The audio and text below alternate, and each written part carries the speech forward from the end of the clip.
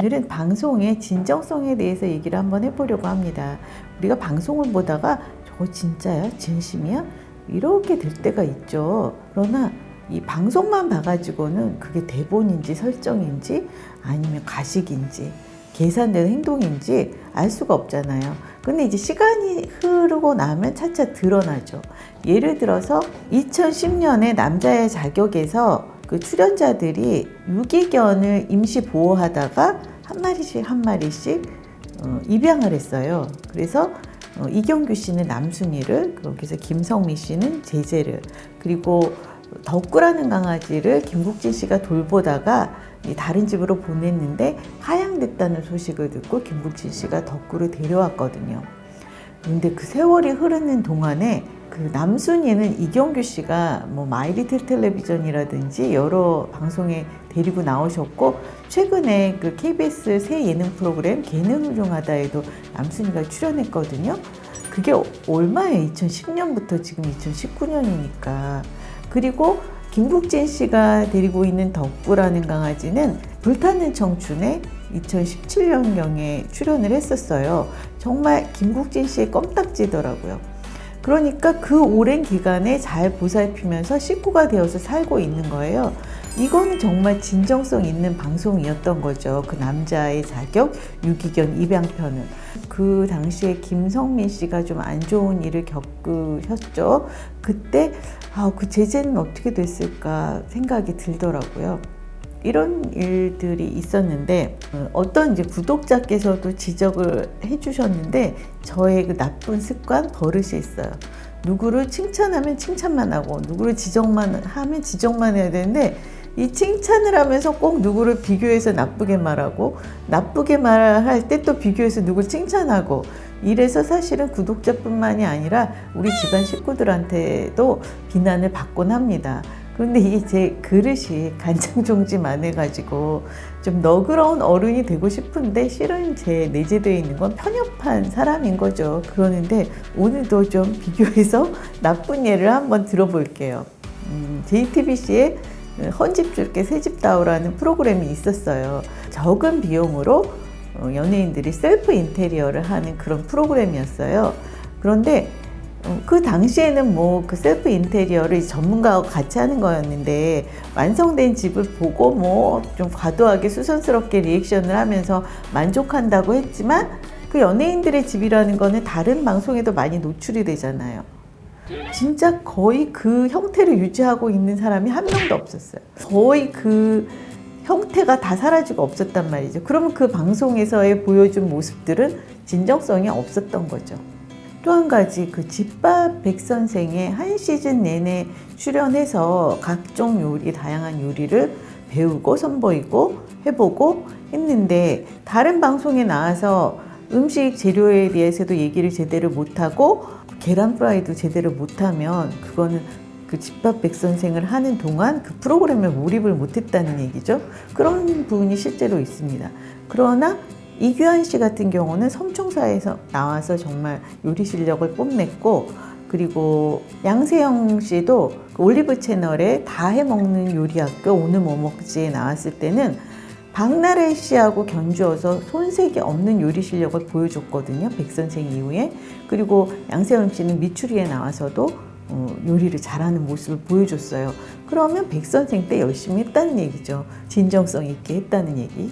제가 왜 이 방송의 진정성에 대해서 이렇게 앞에 서두를 길게 말씀을 드리게 됐냐 하면, 그 가시나들이라는 파일럿 프로그램이 있었어요. 그 출연자들이 그 문해학교를 다니는 그 한평에 계신 어르신들하고 짝꿍이 되어서 학교 공부도 하고 함께 생활도 해보고 그런 프로그램이었는데, 저는 그때 그 한글을 모르시는 분들의 안타까운 상황, 그거를 내일이 아니니까 체감을 못하고 있다가 그걸 깨닫고 문해학교에 대해서 관심을 가지게 됐거든요. 정말 그 칭찬을 해도 끝이 없는 그런 훌륭한 프로그램인데 정기 편성이 불발이 됐어요. 예능 프로그램에는 사실 요즘은 PPL이라든지 뭐 지자체 지원이라든지 이런 게 많아야 제작이 용이하거든요. 그런데 이 시골 생활이라 보니까 PPL이 붙을 수가 없죠. 요즘은 왜 예능에서도 갑자기 시리얼을 우유에 부어서 먹다가 그걸 막 쏟아버리고 그걸 청소기로 막 밀어버리는 장면이 재현이 되잖아요. 그런 거 다 PPL인 거예요. 근데 그런 거를 하나도 할 수가 없으니까, 하다못해 화장품 PPL도 할 수가 없잖아요. 시골이니까. 그러니까 언니네 살롱에서 이번에 김한선 씨가 나왔는데 섀도우가 마음에 든다고 하니까 이사벨 씨가 선뜻 이거 써보세요, 드릴게요 합니다. 그건 협찬이어서 가능한 거죠. 그러니까 이런 PPL이 없으니까 이게 제작이 되기가 어렵고, 그 반면에 또 한 명당 한 명당 다 VJ가 붙어야 하니까 비용이 많이 드니까 이 방송사 입장에서는 수지 타산이 안 맞으니까 정규 편성이 안 된 거였어요. 근데 너무나 훌륭한 프로그램인데 정규 편성이 안 돼서 늘 마음이 쓰이고 있었거든요. 그런데 이 권성민 PD가 페이스북에 11월 25일에 글을 남겼더라고요.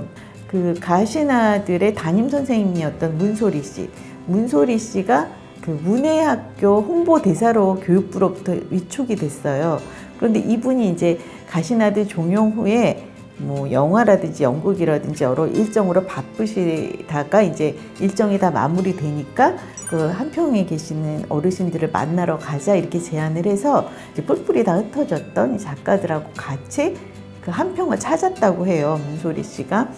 그 뭐 목도리도 준비하고 영양크림도 준비하고 그래서 같이 갔다고 합니다. 근데 이제 거기서 얘기를 들어보니까 거기 왜 장동윤 씨하고 짝이었던 정금 어르신은 그 녹두전을 요즘 열심히 보고 계신 거죠. 장동윤 씨가 이제 칼싸움을 거기서 막 하면 이제 다칠 것 같아가지고 그때는 또 TV를 끄기도 하시고, 그리고 거기 막 장동윤 씨의 키스씬이 나오잖아요. 그러면 할머니가 막 마음이 어떠시겠어요. 그러면서 보고 계시다고 하는데, 장동윤 씨는 이미 그 전에 친구분하고 와서 자고 갔다고 합니다. 할머니하고 시간을 보내고.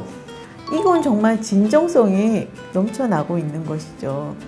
그런데 제가 이 내용을 얘기해야 하니까 권성민 PD에게 연락을 했어요. 양해를 구하느라고. 그랬더니 이 내용이 좀 더 자세하게 다음 브런치에 권성민 PD가 기록을 해뒀다고 해요.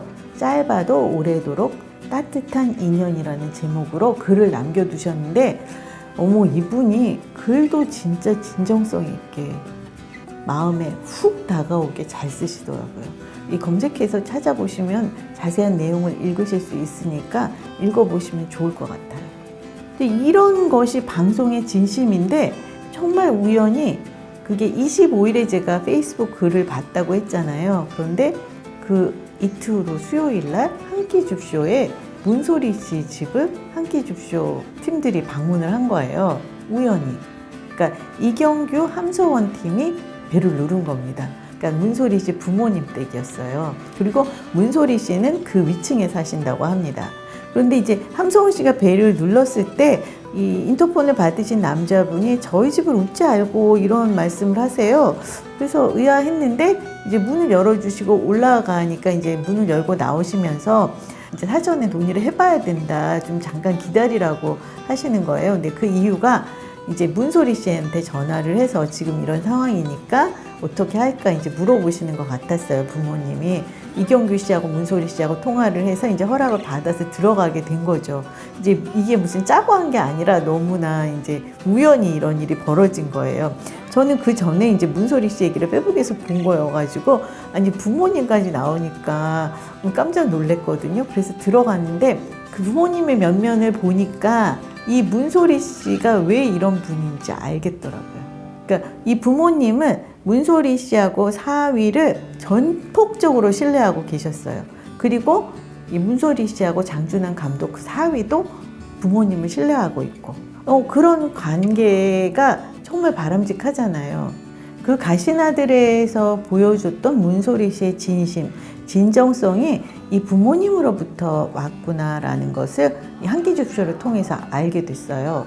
부모님과 자식 간의 전폭적인 신뢰, 부부 간의 신뢰, 또 이 부모님 부부끼리, 또 문소리 씨와 장준환 씨의 이 부부끼리의 신뢰, 그리고 또 자식뿐만이 아니라 이 장인 장모님과 사이 간의 신뢰, 이런 것이 한끼줍쇼 그 한 장면을 통해서 다 드러나더라고요. 이 살다 보면 누구나 여러 가지 풍파를 겪게 되죠. 이 가족도 들어보면 풍파가 꽤 있었는데 왜 우리가 보면은 무슨 일이 벌어지면 가족끼리든 뭐 어떤 집단이든 서로 남 탓하기 바쁜 경우가 있고 또 서로 보듬어 가면서 격려하면서 힘을 합해서 문제를 해결하는 가족이 있죠. 그런데 이제 이 가족은 후자였던 거예요. 정말 같이 문제를 해결해서 지금 이 시점까지 온. 이 재미있었던 거는 문소리 씨의 아버님이 문창준님, 이 두 분은 정치 성향이 완전히 반대라고 해요. 그래서 정치 얘기는 집에서 금물이라고 합니다. 가족이 화목하려면 정치 얘기를 하지 않아야 된다면 안 하는 거죠. 그리고 이제 문소리 씨가 결혼을 할 때 나는 그래도 나름 배우니까 손이 예뻐야 되니까 당신이 설거지는 좀 해주면 좋겠어 라고 장준환 감독에게 얘기했대요. 그랬더니 장준환 감독이 선뜻 그러라고 했겠죠. 그리고 이제 그 한동안은 두 가족이 지금은 나눠서 살고 있지만 함께 살았다고 하는데 이제 장준환 감독이 설거지를 하게 된 거죠. 그랬더니 이 장인어른이 보시기에 당시 장준환 감독이 일이 없어서 집에 쉬시고 계실 때인데 그런 쉬고 있는 사람이 딱하게도 설거지를 하니까 그게 너무 안쓰러우니까 내가 설거지를 하겠다 해가지고 나도 젊었을 때 안 했으니까 너도 하지 마 이러면서 본인이 계속 해오셔서 지금까지 계속 설거지를 하신다는 거예요. 그런 얘기도 너무 재밌었어요. 그리고 이 문소리 씨 어머니인 이향란님은 시니어 모델 학교에 다니고 계신다고 합니다. 그래서 이게 사진 같은 것도 나왔는데 그 포스가 굉장히 멋있으셨어요. 저는 이 이향란님을 다른 광고, 런웨이, 여러 잡지에서 앞으로도 계속 볼 수 있었으면 좋겠습니다. 사실 정말 수많은 방송이 쏟아져 나오고 있지만 이 진정성의 포인트를 둔 방송이 그다지 많지는 않아서 아쉽습니다. 제가 아까 말씀드린 그 권성민 PD의 그 브런치 이 글을 읽어보시면 방송을 제작하는 분들 또 시청자들 방송의 진정성에 대해서 또 한 번 생각해 보게 되는 계기가 될 것 같거든요. 그 글을 한번 꼭 읽어보세요.